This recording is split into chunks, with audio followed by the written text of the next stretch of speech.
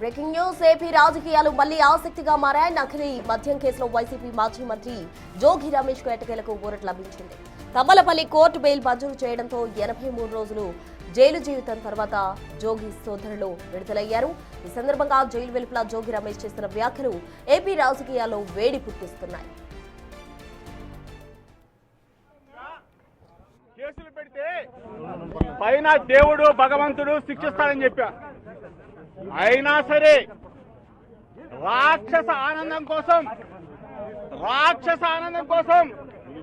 83 రోజులు అక్రమ కేసు పెట్టి నన్ను నా సోదరుడిని నిర్బంధించారు. జోగి రమేష్ ఇందులో తప్పు చేశాడు కాబట్టి అరెస్ట్ చేశామని చెప్పేసి లోకేష్ చెప్తా ఉన్నాడు. లోకేష్ కి చెప్తా ఉన్నా, మరి ముఖ్యంగా వారం రోజుల్లో నువ్వు టీవీలకు చెప్పావు, మీడియా మిత్రులకు చెప్పావు, నీకు కుటుంబ సభ్యులు ఉన్నారు, నీకు పిల్లాడు ఉన్నాడు. నేను చెప్పిన దానికి 83 రోజులు అన్యాయంగా అక్రమంగా ఒక అక్రమ కేసు పెట్టి, ఫేక్ కేసు పెట్టి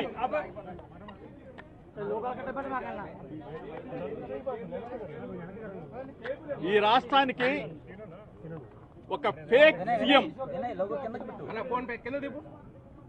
చంద్రబాబు నాయుడు, ఒక ఫేక్ సీఎం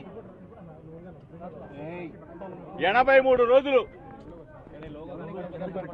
ఒక అక్రమ కేసులో నిర్బంధించి నెల్లూరు, మదనపల్లి, విజయవాడ 3 జైళ్లలో 3 కారాగారాలు.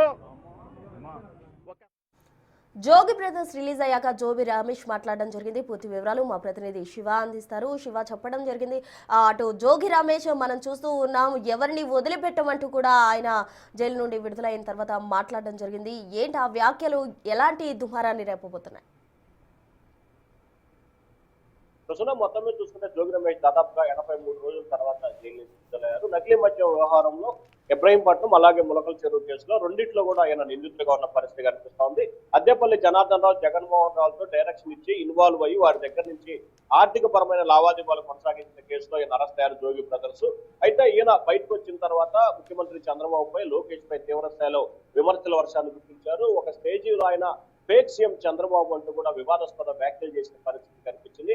ఆంధ్రప్రదేశ్ లో ప్రజలకు ఇవ్వాల్సిన సంక్షేమ అభివృద్ధి కార్యక్రమాలపై చేయట్లేదు, కేవలం కక్షపూరిత రాజకీయాలని అలాగే ఒక బలహీన వర్గాలకు సంబంధించిన తమని టార్గెట్ చేసి 83 రోజుల పాటు అక్రమంగా జైల్లో పెట్టి ఇబ్బందులు పాలు చేశారు.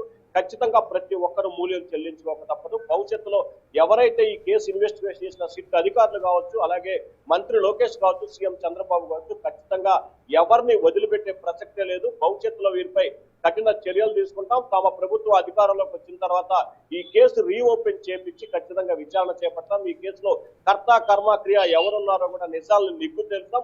తెలుగుదేశం పార్టీకి సంబంధించిన జయచంద్రారెడ్డి కేసులో కీలకమైన వ్యక్తి ఉంటే ఇప్పటి వరకు ఆయన అరెస్ట్ చేయకుండా తమని వైఎస్ఆర్సీపీకి సంబంధించిన నేతలు తమని అక్రమంగా అరెస్ట్ చేసి చిత్రహింసలు పాలు చేసి ఇబ్బందులు పాలు చేసి 83 రోజుల పాటు జైల్లో పెట్టారు. ఖచ్చితంగా తగిన మూల్యం చెల్లించుకోక తప్పదు. తమ ప్రభుత్వం అధికారంలోకి వచ్చిన తర్వాత ఖచ్చితంగా గట్టి షాక్ ఇస్తామని చెప్పి జోగి రమేష్ అయితే హెచ్చరికలు జారీ చేశారు. ఏదైతే కూటమి ప్రభుత్వం ఆయన అరెస్ట్ చేయడాన్ని రాజకీయ కక్షగా జోగి రమేష్ చూసిన పరిస్థితి కనిపిస్తోంది. కానీ కూటమి ప్రభుత్వం మాత్రం ఆయన పక్క ఆధారాలతోనే నకిలీ మద్యం కేసులో దొరికారు కాబట్టి అరెస్ట్ చేశామని చెప్తున్నారు. ఏదేమైనా తమ అధికారంలోకి వచ్చిన ఖచ్చితంగా రివెంజ్ తీర్చుకుంటామని జోగి రమేష్ స్పష్టమైన హెచ్చరిక చేసిన పరిస్థితి కనిపిస్తోంది. Right, thank you Shiva.